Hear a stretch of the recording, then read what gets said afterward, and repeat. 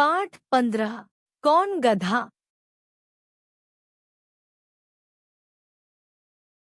आरंभ करने से पहले संसार में प्रत्येक प्राणी और मनुष्य का अपना महत्व है, इसलिए कभी भी किसी को स्वयं से कम न समझें। इस पाठ के व्यंग्यकार ने एक ऐसी स्थिति का चित्रण किया है जिसमें एक व्यक्ति के मुख से अपने नौकर के लिए निकला संबोधन एक गधे को अच्छा नहीं लगा। उस व्यक्ति को कहाँ खबर थी कि वह संबोधन उसे किसी दिन मुसीबत में डाल देगा। आइए कहानी पढ़कर इस हास्यकथा का लुत्फ उठाते हैं। एक धनी व्यक्ति अपने नौकरों को गधा कहकर पुकारता था। वह उन्हीं को नौकरी देता था जो स्वयं को गधा कहलवाने के लिए तैयार रहता हो। एक दिन वह इसी तरह अपने नौकर को गधा कहकर बुला रहा था कि असली गधे ने यह सुन लिया, जो वहीं कहीं घास चर रहा था। वह पहुंच गया। उसने कहा, हुजूर, क्या आपने मुझे याद किया है?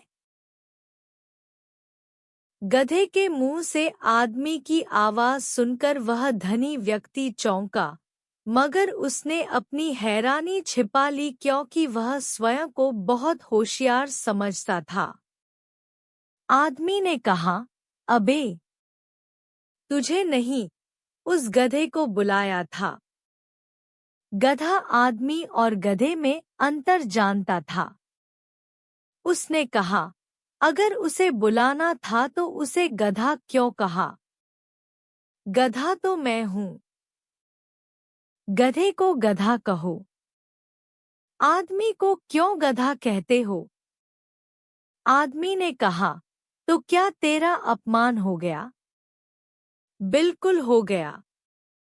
आदमी को गधा कहेंगे तो क्या आदमी का अपमान होगा? हो गया तो हो गया। मैंने गधे की इज्जत करने का कोई ठेका लिया है क्या? गधा अड़ गया। उससे मुक्ति पाना इतना आसान नहीं था। उसने कहा, लेकिन हमने अपनी इज्जत को बचाने का तो ठेका लिया है। आपको यह बताना पड़ेगा कि उसे गधा क्यों कहा। आदमी ने कहा, इसलिए कहा क्योंकि वह मूर्ख है। गधे का तर्क वितर्क करने में विश्वास था। वह नहीं जानता था कि समझदार वही माना जाता है जो अपने से ताकतवर से बहस न करे, झटपट आदेश का पालन करे। गधे ने कहा, तो आप सब गधों को मूर्ख मानते हैं? इस पर तो आदमी हो करता हुआ हंसा, फिर बोला, अरे गधे तो होते ही मूर्ख हैं। इसमें आश्चर्य की क्या बात है? गधे ने कहा, यानी सारे आदमी समझदार होते हैं, क्या आप यह कहना चाहते हैं? आदमी ने कहा, उनमें भी गधे होते हैं, जैसे यह है। उसका इशारा अपने नौकर की ओर था। गधे ने कहा, जब तुम सारे आदमियों को आदमी नहीं मानते तो सारे गधे भी गधे कैसे हो सकते हैं? आदमी को तत्काल इसका जवाब नहीं सूझा। इससे गधे का हौसला बढ़ गया। उसने डांटा, भविष्य में कभी ऐसी भूल मत करना। समझे? आदमी को यह बात अखर गई, गधा होकर मुझे धमका रहा है? तेरी इतनी हिम्मत? गधे ने इस बार गुस्सा नहीं किया, देखिए, आप मुझसे उलझिए मत। मैं तो गधा हूं। अपमान आपका होगा, मेरा नहीं, क्योंकि यहाँ आसपास कोई गधा नहीं है। आदमी को गुस्सा आ गया, गधा होकर मुझे धमकी देता है। गधा शांत रहा। उसने कहा, देखिए, अगर आपकी तरह मैंने भी चीखना अर्थात रेंकना शुरू किया तो आपकी दुर्गति हो जाएगी।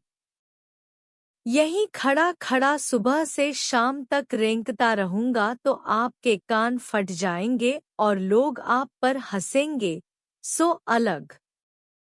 इसलिए मुझसे अकड़िए मत। दोस्ती का हाथ बढ़ाइए। आप फायदे में रहेंगे। आपको मेरी पीठ पर बैठने का सौभाग्य मिलेगा। आदमी का गुस्सा बढ़ गया।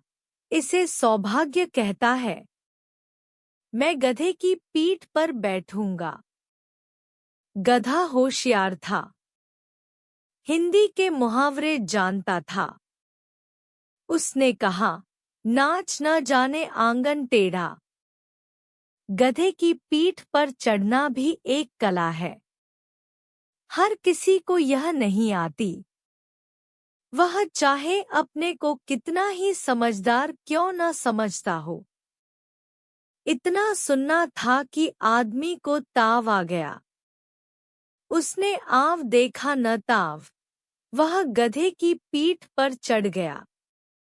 गधे को इसी मौके का तो इंतजार था। वह घोड़े की गति से दौड़ा। इससे आदमी के होश उड़ गए। यह नजारा देखकर एक घोड़ा सबसे कहने लगा, देखो रे देखो, मुफ्त का तमाशा। गधे की पीठ पर गधा बैठा है। आदमी के होश गुम हो गए।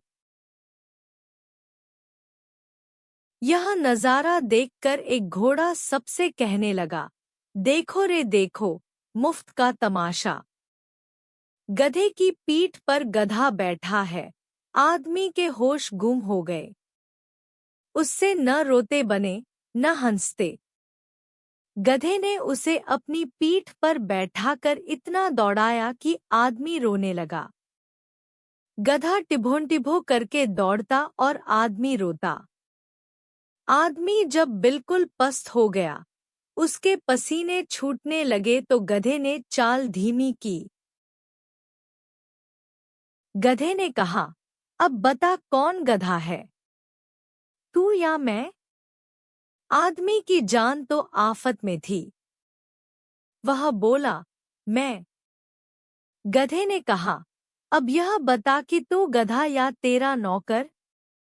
आदमी तो बेचारा फंसा हुआ था।